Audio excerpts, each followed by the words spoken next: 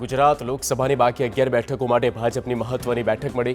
મુખ્યપ્રધાન નિવાસસ્થાને ભાજપ કોર કમિટીની બેઠક મળી, જેમાં બાકી 11 બેઠકો માટે નામોની ચર્ચા કરવામાં આવી. કોર કમિટી સાથે ભાજપના રાષ્ટ્રીય અધ્યક્ષ જેપી નડ્ડા, ગૃહપ્રધાન અમિત શાહે પણ ચર્ચા કરી. આવતીકાલે પીએમ મોદીની અધ્યક્ષતામાં કેન્દ્રીય ચૂંટણી સમિતિની બેઠક મળશે, જેમાં ઉમેદવારોના નામ નક્કી કરાશે.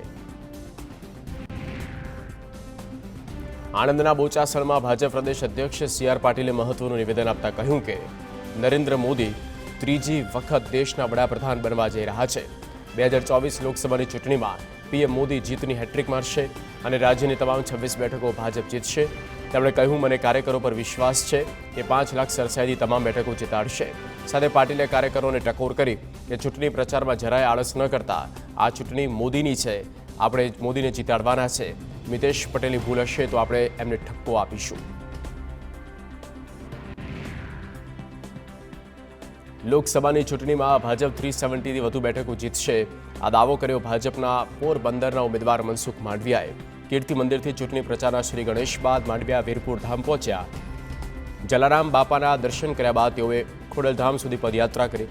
ખોડલધામમાં પાટીદાર અગ્રણી નરેશ પટેલે માંડવિયાનું સ્વાગત કર્યું. આ ખોડલના દર્શન કર્યા બાદ માંડવિયાએ જીતનો હુંકાર ભર્યો.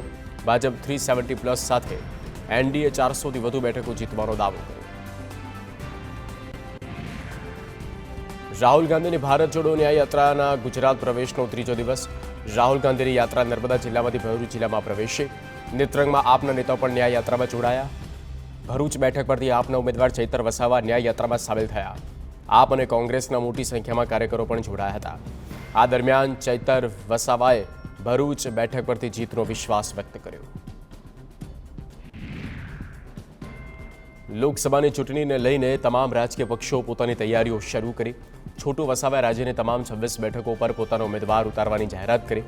તેમણે ભરૂચ બેઠક પર જાતે ઉમેદવારી નોંધાવે તેવા સંકેત આપ્યા. કયા પક્ષમાંથી છોટુ વસાવા ચૂંટણી લડશે તે અંગે કોઈ સ્પષ્ટતા નથી.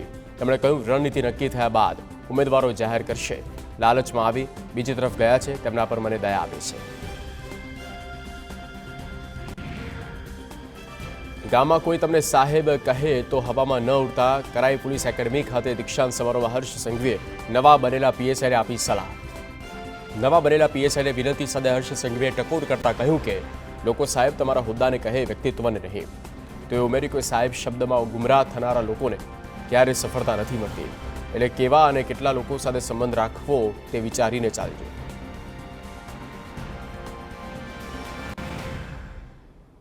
વેરાવળ ડ્રગ્સ કેસમાં ગીર સોમનાથ પોલીસે દિલ્હીમાં તપાસ કરતા મોટો ખુલાસો થયો.